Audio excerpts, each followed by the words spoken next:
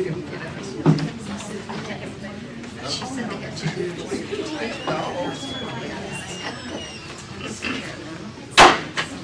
Yes, it is. Sound of success. All right, so if you're normally in the Colossians class with Jeff teaching, you are in the right place. Jeff's out. He asked me to teach, and so when you ask me to ad-lib, you get what you get. So we are going to take a short sabbatical from the book of Colossians. We're not going to finish it anyway. I know it's only, we've been in it a month and we finished one chapter. So we're not going to finish it anyway. So what I'd like to do is look at a couple of the miracles that Jesus performed that are recorded in the book of John. In John 20, verse 30 tells us that many other signs, therefore, Jesus also performed in the presence of the disciples, which are not written in this book.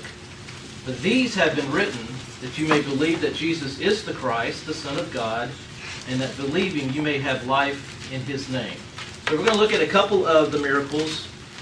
And basically, they're the bookends if you look at it that way. We'll look at the first one from chapter 2, which is the miracle at the marriage of Cana. Chapter 2 of John. And then toward the end of his public ministry, what is probably his last public miracle in front of a multitude, John chapter 11, with the raising of Lazarus. And so we'll look at those two, we'll read the accounts, and in true Parsonian teaching method, tell me what you got out of it, and we'll discuss applications as we go further. So if you're in John's class on the blessings in Christ on Wednesday, you understand the concept. So turn over to John chapter 2, and we'll look at the first miracle. And to kind of give you a background, just a quick background for the marriage at Cana. A few of the disciples have been chosen. We see them by name, specifically Peter and Philip and Nathaniel. And if we pick up in chapter 2 and look at the first 11 verses, it says, "And on the third day, there was a wedding in Cana of Galilee, and the mother of Jesus was there, and Jesus also was invited, and his disciples, to the wedding. And when the wine gave out, the mother of Jesus said to him, 'They have no wine.' And Jesus said to her, 'Woman, what do I have to do with you? My hour has not yet come.' His mother said to the servants, 'Whatever he says to do, do it.' Now there were 6 stone water pots set there for the Jewish custom of purification, containing 20 or 30 gallons each. Jesus said to them, 'Fill the water pots with water,' and they filled them up to the brim. And he said to them, 'Draw some out and take it to the head waiter,' and they took it to him. And when the head waiter tasted the water which had become wine, and did not know where it had come from, but the servants who drew the water knew, the head waiter called to the bridegroom and said to him, 'Every man serves the good wine first, and when men have drunk freely, then that which is poor. You have kept the good wine until now.' This beginning of his signs Jesus did at Cana of Galilee, and manifested his glory, and his disciples believed in him." Okay.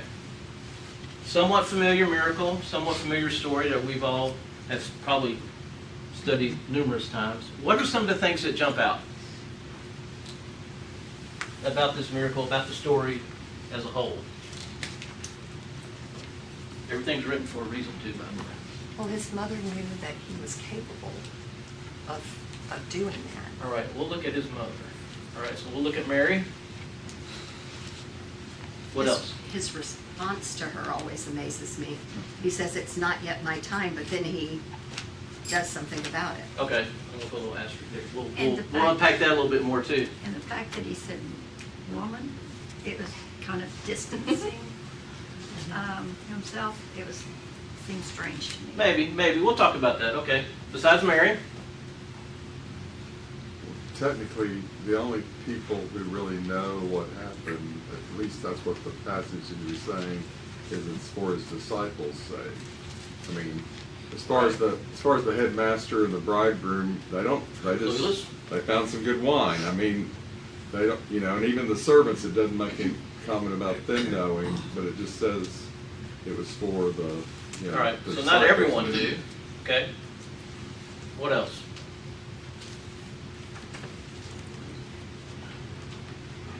They were invited to a marriage. It was a marriage ceremony, and his mother was there, and he and the disciples were also invited. Okay. Marriage ceremony. The wine was better than what they had. Okay. Let's go. Second wine. Better than first. Anything else? Servants were there. Okay, and they were the ones that were some of the ones who knew. Right. So, It shows his power over physical things. okay. Power over physical, I'll say physical nature. Okay. So let's talk about some of it. Let's talk about Mary. Okay, so Mary was invited to the wedding. What do you notice about, what's the first thing that jumps out to you about Mary? She wanted to help. Well, not only did she want to help, but she knew what? How to help. Who could help? Or in this case, who could help, right? So she immediately knows, oh, problem? I have a solution. Right, because she knew who her son was. She knew he was the Son of God. So she knew. Well, yet he still obeyed his parents.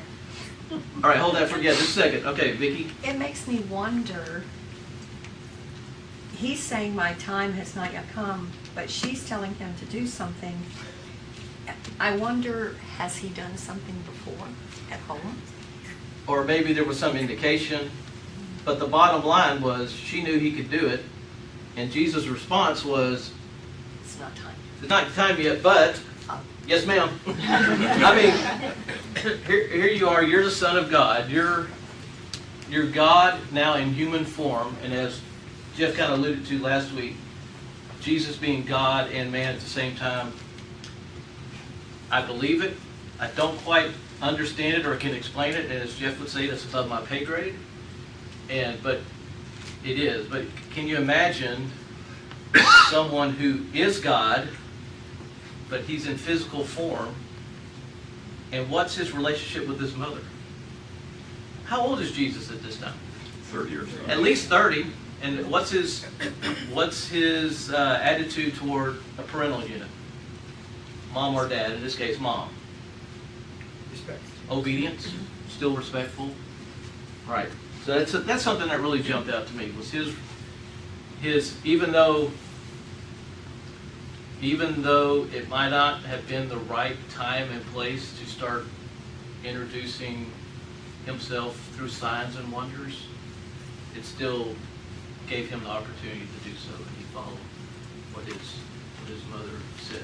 I think it was significant that they pointed out Mary, the mother of Jesus, was there. It was one of the first things they noted. It was a marriage ceremony to Mary, the mother of Jesus, so it was some significance that she was there. Right.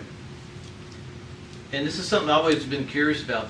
Outside of very few passages in the New Testament, Joseph's no longer in the picture. Right. And it's like it's just Mary now. And even though Joseph's no longer in the picture as the eldest son, what would Jesus' role be within the family? He'd be head of the family now. And yet, his mother asked him to do something, and his response is, yes, but wait. And if you go to country Texas vernacular, yes ma'am, I guess I'll do that. So Mary was significant. The fact that not everyone knew. So the servants knew, the disciples knew, but not everyone else knew. Any significance in the fact that not everybody else knew about it? What had happened? a pattern that he continues. Tells people, you've been healed, now go Yeah. away and keep it to Don't, yourself. yeah, don't say anything. Yeah. Right. And how many times did they not go say anything? I don't think if there's any occurrences where they kept quiet, I don't remember them. But as John alluded to earlier, it seemed to be more for the effect of his disciples, because in verse 11 it said, this is the beginning of the signs Jesus did in Cana of Galilee and manifest his glory, and his disciples believed in him. So this is early on in his ministry. The disciples are still kind of a ragtag bunch of folks. They're involved but not invested yet, you might want to say. So it was to their benefit. So it was limited to the servants and to the disciples. Any significance to the marriage ceremony being the place of the first miracle?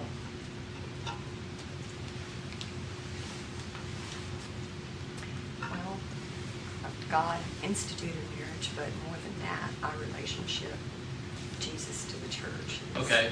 And So there is some, well, it's not Colossians, there's a little bit of crossover there, because we talked about that last week when we finished up chapter 1, about his relationship with the church.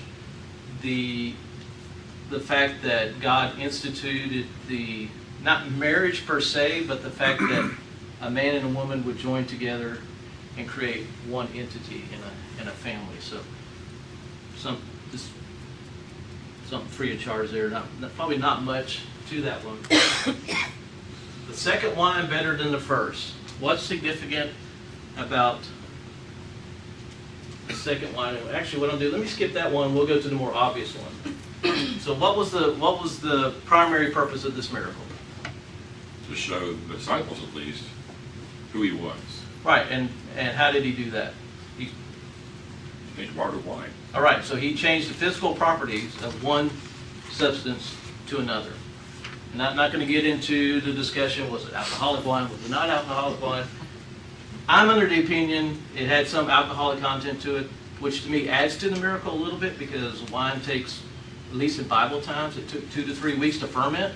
So the fact that it was changed from water to wine instantly. And it was good quality. Yeah, and we'll touch on that here in a little bit. But this is the fact that he did it, but how did he do it? How was the miracle performed? somebody else actually did the physical part of it. They poured the water. What did Jesus do? And then he told them what to do. He That's just it. he spoke words, and it happened. This kind of harkens back to John chapter 1, right? In the beginning was the Word, and the Word was with God, and the Word was God. It also harkens back to Genesis chapter 1. Jeff would like that. I know. That's what I do. You got to have that Old Testament tie back to Genesis also. Especially Genesis stuff. Because God, and Jesus was there as part of the Godhead, spoke the world into existence with words. And so that's how you did. Joe, you had your hand up? I have a question about something. Oh. I think it was Diane that said about them knowing Jesus' mother was there. Yeah.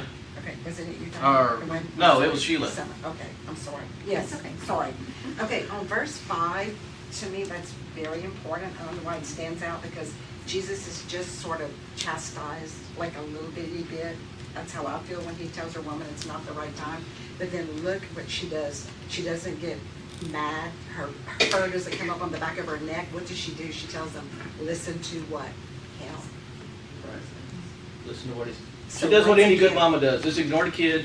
No, do what he says. Do what I say. I say do what he She's says. reiterating. I mean, Right. to me, it shows that she realizes for sure, you know what I mean, the importance. I knew she knows before, but Right.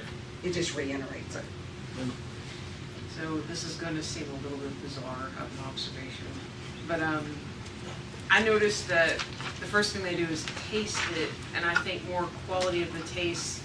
And one of the things that there were chunks of time in regards to before water filtration system, you would give very diluted alcohol to people, and a lot of non-alcoholic beverages that exist today are based on those things, strangely enough.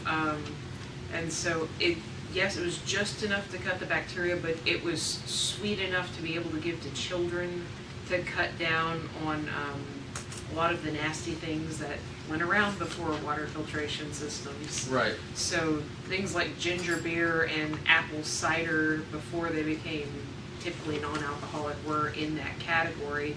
And so it may have been that it was this really sweet item like you would give to people initially before, a few people are still hanging around who just want to get wasted. Well, and yet, it's still alcoholic enough because he mentions in verse 10, the head waiter says, every man serves good wine first, and when men have drunk freely, or have gotten drunk, then you bring out the poor stuff. So there's enough alcohol in it to cause someone to get drunk as well. To me, there's a significance chemically that they filled the jars to the brim. Yeah.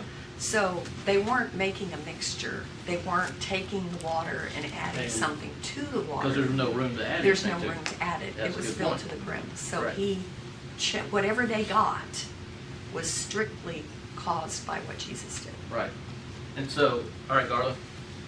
Just my thoughts. By him saying, woman, my time has not yet come, I guess he could have done the miracle with a lot of pomp and circumstance if he had wanted to, but that would have put the focus on him then, Right. where he did it kind of behind the scenes. And only few people knew about it. And think about, did yes, the servants knew it was wine when the head waiter, maitre d', whatever he was, tasted it, but did they really understand what happened? I don't think they did. No, hey, we're not in trouble anymore. We have some more wine. So that's probably what they were thinking. So the power, all right, Sheila, real quick, and we'll move on. And then 6, it talks about the vessels. There were 6 water pots of stone after the manner of the Jews. So some significance to the vessels Yeah. that were used and the command that was given in the obedience of doing them. Right. So he had the power over physical nature, but the second wine was better than the first. So the primary purpose of the miracle was to prove that he was who? The Son of God, right? There's got to be some secondary purpose. There's almost always a secondary purpose to all these miracles. And it has to coincide with the fact that the second wine was better than the first. What's the significance of the second wine being better than the first? You trying to go back to Adam and Genesis and all? Not that far back. The old law and the new law. Yes. The old law and the new law, Okay. or in this case, The second. the new deliverer, Jesus, versus the old deliverer, Moses. The new law better than the old law that was delivered by Moses. Right. And to be honest with you, the contents, whatever the liquid was, that's not really relevant as to the tasting the second tasting better than the first. It could have been the second, I don't know, second Dr. Pepper was better than the first Dr. Pepper, or whatever. Second Mountain Dew is better. It's the fact that the second wine was better than the first wine. The quality of his word. The quality was, which helps underline the significance that Christ, as the second deliverer of the second law, is better than Moses, the prophets, and the deliverer of the first law. Does that make sense? And So- God doesn't make anything bad. Everything good comes from God. Everything good comes from God, and we can go down a rabbit hole on that one. And I'm not going to do that. I'll just say this, that man has found a way to make every good thing that God has into bad things. So, if anything bad can come out of creation, man can find it. And man will do it. And man has done it. And there was always an order to how he did things. Like in the Bible, there was always an order of what he used, how he did the miracles, the significance of, putting mud on the eyes and washing in Right. the water, or going and wash in the Purification, dirty yep. water, and the way he did what he did, and for the reason he did it, the order. Right. So when you look at these miracles, and we'll look at it when we look at Lazarus, just don't look at the primary, what might be the primary purpose of the miracle. There's always another secondary purpose behind that. And in the case of this, in addition to proving that he is the Son of God by proving he has power over physical nature, it's also showing that the second deliverance of the law was better than the first. All right. Any other questions or comments before we move on to John chapter 11 and an even more exciting thing? Troy. Yes, ma'am. Don't throw any more chemistry at me now. We're talking about power over physical nature. And I just noticed it says, on the third day. Yeah? I didn't think about that. What's the significance of on the third day? Well, on the third day, God did the most important miracle of all, Right. raising Jesus from the Right. dead, Right. on the third day. And he starts his ministry on the third day by showing his power over physical nature. That's something I hadn't picked up on, so that's interesting. And why on the, I mean, other than that, why would he start on the third day? That's a good question. All right, let's move on to chapter 11. This is always an interesting one. So this kind of set the scene before, I'm going to start reading at verse 17, but to kind of set the scene in chapter 11, Lazarus is sick. Lazarus is a good friend of Jesus, along with his sisters, Martha and Mary. He lives in Bethany, which is only a couple miles from Jerusalem, and he gets word that he's sick, but his disciples are concerned because they don't want him to get anywhere near Jerusalem because they know the Jews are trying to kill him, right? So it's like, don't go there, you're going to, it's not going to be good for you. You end up being killed. But in 17, well, in fact, he gets to the point where Jesus speaks about his death, and he gets to the point where Thomas goes, well, all right, let's just go and die. I mean, let's go get it over with. We're just all going to die. Little drama queen there in Thomas, but not the first time, won't be the last time he's a drama queen. But let's pick up in verse 17 of chapter 11 of John. It says, so when Jesus came, he found, well, let me back up. Not only was Lazarus sick, but he did give news that he had died. So verse 17, so when Jesus came, he found that he had already been in the tomb for 4 days. Now Bethany was near Jerusalem, about 2 miles off, and many of the Jews had come to Martha and Mary to console them concerning their brother. Martha, therefore, when she heard that Jesus was coming, went to meet him, but Mary sat in the house. Martha, therefore, said to Jesus, Lord, if you had been here, my brother would not have died. Even now I know that whatever you ask of God, God will give you. Jesus said to her, your brother shall rise again. Martha said to him, I know that he will rise again in the resurrection on the last day. Jesus said to her, I am the resurrection and the life. He who believes in me shall live even if he dies. And therefore who lives and believes in me shall never die. Do you believe this? She said to him, yes, Lord. I have believed that you are the Christ, the Son of God, even he who comes into the world. And when she had said this, she went away and called Mary, her sister, saying secretly, the teacher is here, and he is calling for you. When she heard this, she arose quickly and was coming to him. Now Jesus had not yet come into the village, but was still in the place where Martha met him. The Jews then, who were with her in the house and consoling her, when they saw that Mary rose up quickly and went out, followed her, supposing that she was going to the tomb to weep there. Therefore, when Mary came where Jesus was, she saw him and fell at his feet, saying to him, Lord, if you had been here, my brother would not have died. When Jesus therefore saw her weeping, and the Jews who had come forth from her with her also weeping, he was deeply moved in spirit and was troubled, and said, where have you laid him?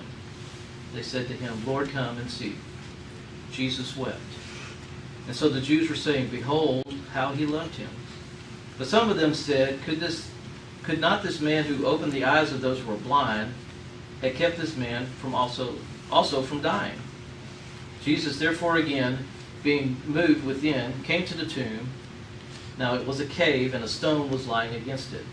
Jesus said, "Remove the stone, Martha." Remove the stone. Martha, the sister of the deceased, said to him, "Lord, by this time there will be a stench, for he has been dead for 4 days." Jesus said to her, "Did I not say to you, if you believe, you will see the glory of God?" And so they removed the stone, and Jesus raised his eyes and said, "Father, I thank thee that thou hearest me. And I knew that thou hearest me always, but because of the people standing around, I say it, that they may believe that thou didst send me." And when he had said these things, he cried out with a loud voice, "Lazarus, come forth." He who was dead came forth, bound hand and foot with wrappings, and his face was wrapped around with a cloth. Jesus said to them, "Unbind him and let him go." Many, therefore, the Jews who had come to Mary had beheld what he had done, believed in him. But some of them went away to the Pharisees and told them of the things Jesus had done. Therefore the chief priests and the Pharisees convened the council, and were saying, What are we doing? For this man is performing many signs. If we let him go on like this, all will believe in him, and the Romans will come and take both our place and our nation. But a certain one of them, Caiaphas, who had been high priest that year, said to him, "You know nothing at all, nor do you take into account that which is expedient for you, that one man should die for the people, and that the whole nation should not perish?" Now this he said not of his own initiative, but being high priest that year, he prophesied that Jesus was going to die for the nation. And not for the nation only, but that he might also gather together into one the children of God that were scattered abroad. So from that day on, they planned together to kill him. Okay, a lot to unpack there. But what are some of the things that jumped out to you about this particular miracle in chapter 11? And you can start anywhere. You don't have to start at the beginning. He waited until. Okay, so Jesus waited. Very interesting fact. The other people notice what's very typical with death of the decaying process would have started substantially by then. Okay. 4 days. Yeah, let's do it like that. 4 days dead. He was. All right. Power over death. Power over death.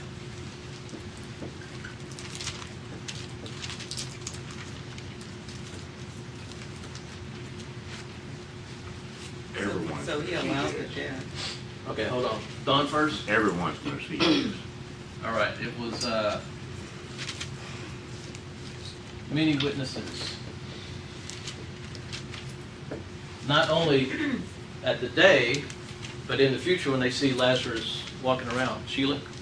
So he allowed the death to happen. Even, was it Mary and Martha said, if he had been here, my brother had not died. Both of them said that. If he had been here, he had not died. He meant for him to die, be buried, and wait Right. 4 days. Right. So that's why he waited. Yeah. Yeah.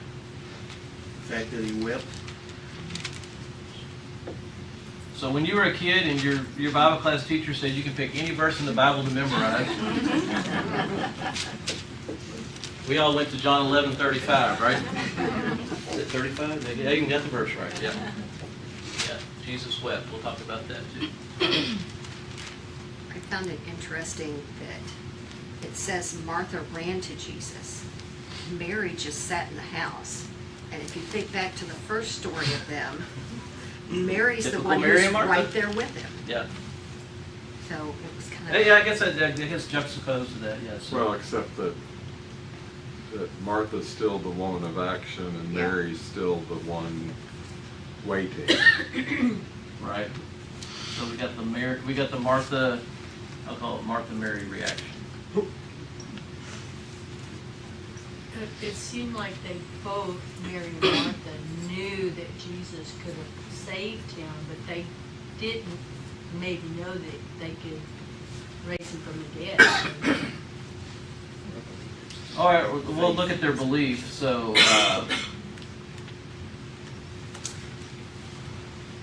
we'll just say they knew the power of Jesus. Anything else about their reaction y'all want to mention? They believed in the resurrection. And they believed in the resurrection. Mary went secretly to Martha. I don't know what that means. But she Or went Martha secret went secretly to Mary. when Mary was just, whichever one. Yeah. She called me. Yes, Martha went to Mary secretly. I mean, And told a fib. What? She did. She told a fib. Jesus didn't ask for Mary, did he? Not that, Well, not that's recorded, Not that it's recorded, yes. but It spurred her they're sister to act. pretty tight. Yes. I would think that would have been a given. If I were Jesus, I would add, when Martha came running, I'm like, Where's Mary? where's Mary? Right? That's just me, but then again, I'm not Jesus. So let's go ahead and unpack these a little bit. So there's a couple of things here. So Jesus waited. Did Jesus not get the word quick enough? What happened there? It's all done to really make this more impressive. After 4 days, they're sure he's dead and he should smell. Okay. And he healed people before, so this is, you know, a next It's level. a healing to the nth degree or something, Right. something to that effect. Yeah, so Jesus didn't wait because he wanted Lazarus to die. It was an opportunity for him to show, again, his power over death. what- it's for the, he says, in verse 4, it's for the glory of God, so that the Son of God may be glorified through it. I mean, the whole purpose of the miracle was for this. It wasn't so Lazarus could come back. I mean, Lazarus actually is in a better place. Right. It was to glorify God and glorify the Son. And it's interesting, it's 2 miles away from what's going to happen to him, you know. A little foreshadowing here? Yes, I mean, and this is what really forces the Pharisees, they want to start killing him. And not only that, and you go to the next chapter, they want to kill Lazarus. It's not, Right. It's not better for Lazarus. I mean, they're wanting to put him to death. Right. And what happens to Lazarus eventually? He died. He dies. What happens to everybody that Jesus raised from the dead eventually? They died. So this kind of goes back to, we talked about in Colossians 1 about Jesus being the firstborn of the dead. What happens to Jesus when he's raised from the dead? Never He dies. never dies again. In fact, he remains on the earth for a period of time until he then ascends to heaven, to the right-hand side of God. So that's kind of the second, the main purpose of it was to show his power over death, show that he was the Son of God, and he would glorify God by showing his power over death. The second, kind of a secondary reason, is also kind of foreshadowing the fact that if Jesus and God can raise Lazarus from the dead, and God can raise Jesus from the dead, which will be just a little more than a week after this incident, then why wouldn't we believe that Jesus or that God has the power to raise us from the dead to eternal life on that last day? So something to think about there with that. 4 days. Why 4 days? He was surely dead after that because the body began to stink. Right. So we have Doubters. physical decay. Yeah. According to Jewish tradition, when does the soul leave the body? 4 days. So there's some indication there that to make sure that not only was Lazarus dead, but he was really, really dead, and to the point where maybe the soul and the body had been separated. I don't quite understand that concept either. It's above my pay grade. It does happen because our physical body decays, our spiritual soul will rise. So 4 days. This wasn't a resuscitation. This just wasn't a, hey, I lost consciousness for 30, 45 seconds, a minute. Nor was it kept in a fridge. Oh, yeah, it wasn't. Yeah. Besides the fact there weren't any fridges back there. But even in in a cool, damp cave. It just wasn't. It wasn't a swooning. It was. He was like Rover. He was dead all over. I mean, he was dead. So 4 days, which even adds more credence to his power over death. To Don's point, who witnessed this miracle? Well, and it's not, when we say a lot of people, there were a lot of people on the day when this happened. So, and it's interesting, everyone's reaction to this miracle. And we'll touch on that here in a little bit. But the fact that Lazarus was raised from the dead, to John's point in the next chapter, they even want to kill Lazarus because they don't want to have any proof that Jesus raised Lazarus from the dead. So there's even witnesses that have seen Lazarus, that may have heard the story, and then they see Lazarus a few days later and go, wow, this was a man who was dead, and now he's walking the streets. It's amazing. What were the different reactions to this miracle? Belief and unbelief. Belief, okay. Tell me more, Dan. Who believed? Actually, quite a few, some of the leaders actually believed. Right. But then others, even though they saw it, report back to their main leadership. And this always gets me because even though Caiaphas was obviously not a follower of Jesus, he could still prophesy because he was the high priest. So he prophesies, and their reaction is not, okay, he's going to die. Their reaction is, okay, we need to kill him. But why do they need to kill him? Because he's supposed to die for the nation, according to the prophecy. According to the prophecy, but... Verse 48. All men will believe in him. That's right. If we let him go on like this, all the men will believe in him. So what do they have to do? They have to get rid of him, because if not, the Romans will come and take away both our place and our nation. Were they really concerned about, what were they really concerned about? Their power. Their power, their control, the nation of Israel. Which is kind of interesting if you think about it from a nowadays type thing. You know, you have so many people back then, so many being relative, that saw the miracles and everything, and still maybe some didn't believe, some didn't want to believe because of what that would mean for whatever reason. And we still have that today where people are like, oh, if I just saw a sign.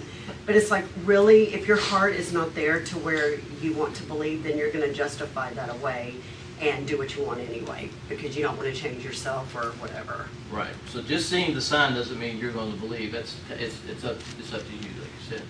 Right. Because in this case, it did that as well. So.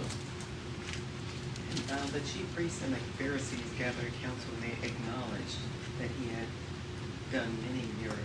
They acknowledged it. Oh yeah, I don't think there was any doubt that the leaders of the Jewish leaders knew who this was and what was going on. Their main concern was not who this was. Their main concern was, what was he doing to prevent them from achieving what they needed to do, what they wanted to do in their station in life. Okay. Many witnesses, not only on the day, but later. The significance of Jesus weeping. Why did Jesus cry? He loved him. Okay, he loved Lazarus, right? What else? Why else would Jesus cry? Well, he saw how this was affecting Mary and Martha and all the people that were crying for. I mean, so he felt compassion. Although he knew what was going to happen, he still felt compassion for the people who were going through this thing, who didn't know what was going to happen. Right.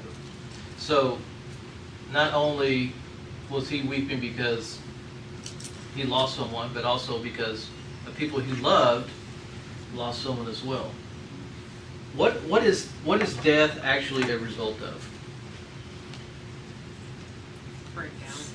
It's a punishment for sin. It's the result of sin. I think to a certain extent that Jesus saw this and it reminded him of why he was there.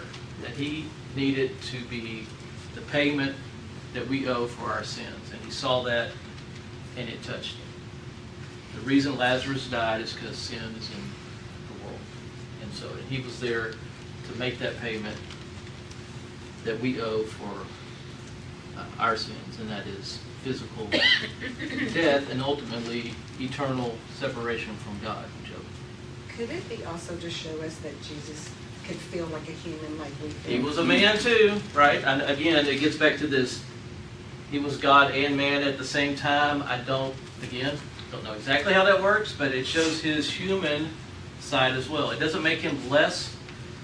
It doesn't make him less deity, if you could say it that way. It doesn't make him any less God. It doesn't make him any more human. He was both, and that showed his. It showed his humanity and the fact that he was touched by the loss of a loved one. Right. I do think, though, like you said, it goes a little deeper than that, or maybe a lot, because he could easily say, "Hey, Mary, Martha, come on, I got I got it, you know, I got this." But you know, like you said, there's probably a lot more. I mean, we can only guess. Maybe that's wrong, but there's probably a lot more where he's seeing, you know, this is the way the world is, and I'm going to be in the spot where I'm dying, and it stinks. This is not fun, and people are going to hurt, and this world has come to me having to die for their sins. And I'm saying that wrong, but you said it better. It leads up to what's going to happen in less than a couple of weeks. Jesus is going through an emotional moment because someone has died, because sin has entered the world. He's lost a loved one. He has loved ones who have lost a loved one. But in less than 2 weeks, what's his situation going to be in the Garden of Gethsemane? He's not laughing and skipping around in the Garden of Gethsemane, is he? He's in pain. He's in mental pain and anguish because of what he has to go through. Again, that shows this human side as well. And he's doing it sacrificially. In the case of Lazarus, he's going through these human emotions, knowing full well what's going to happen. But even though he knows what's going to happen and that Lazarus will be raised from the dead, and everyone will be happy again, at least temporarily, with the fact that Lazarus is back, It has to play out. It has to play out, but it doesn't keep, even though he knows the end result, it doesn't mean he doesn't go through the anguish of it. The same with the garden, the same with the crucifixion, the same with the beatings. He had to go through it knowing the outcome was going to be outstanding. I mean, yes, I'm having to die for the sins of man, but the ultimate result is going to be better than anyone could imagine, because it gives us an opportunity to be reconciled with God. But he had to go through those human emotions, even though he was God, to get through that. And we appreciate that. I mean, I was just thinking, the song we sing, Does Jesus Care? I mean, there's that one verse, Does Jesus care when I said goodbye to the dearest on earth to me, and my sad heart breaks till it aches till it nearly breaks. Is it odd to him? Does he see? Oh, yes, he cares. I know he cares. His heart is touched with my grief. I mean, just our hearing about what he does for Lazarus helps us know that when our loved ones die, he cares, and he's going to help us get through. I mean, there's a great power to that, much more powerful than the God who sits off, and just the deist kind of God who just sets this world in motion and lets it go. I mean, he cares about us. Right. And he gives us comfort.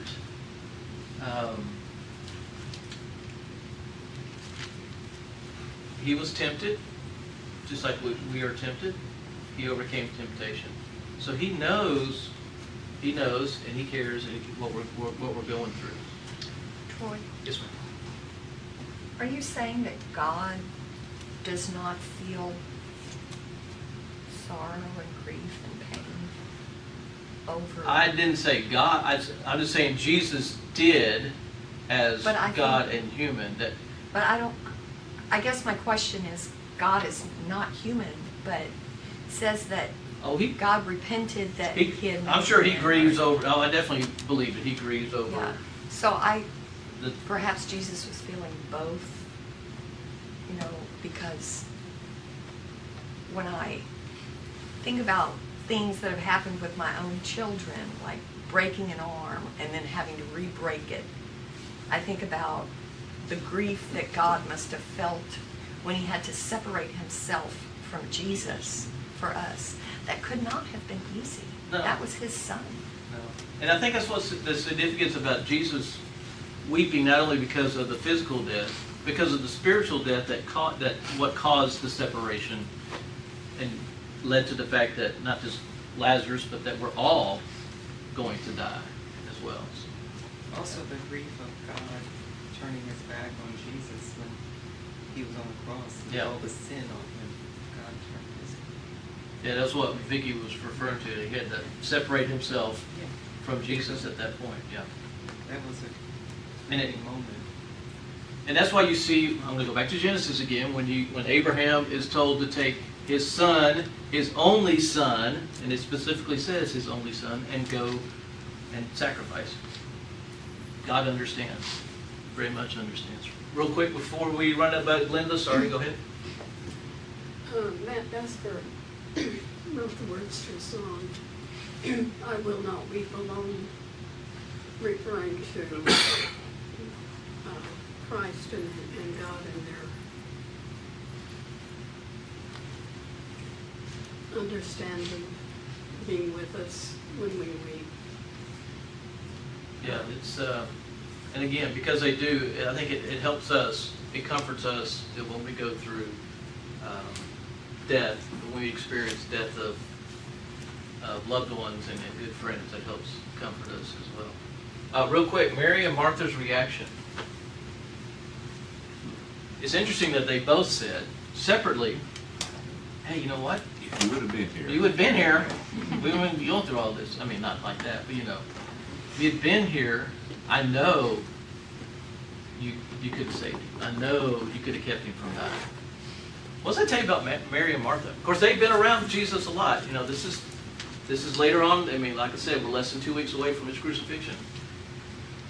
What does that say about Mary and Martha? They acknowledge that we know that you are the Christ that came into the world. Right.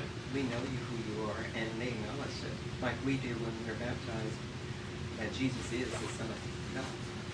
But even to Mary and Martha, this was a learning. This is a lesson to learn, because yes, we know, yet Jesus, yes, I know, you know that I could have saved him. But what I do is for the glory of God. And he went a step further and got to the point where he raised Lazarus from the dead 4 days after he had been dead. What was Lazarus thinking? You got to think, you're wrapped up, you're hopping out of the tomb. It doesn't say anything about his reaction right here, but I just. Dead, it wasn't thinking anything. Well, no, I'm not dead anymore. Well, it's interesting too, when somebody, outside of being dead and decaying, when somebody is even probably in a coma or bedridden for a few days, you're losing, some being able to get up and just walk around. It makes it sound like he just stood up and was like walking out with his stuff on. It's like, hey, I'm here, and like he just woke up from being asleep for 30 minutes. And he was also bound. He was Right. bound.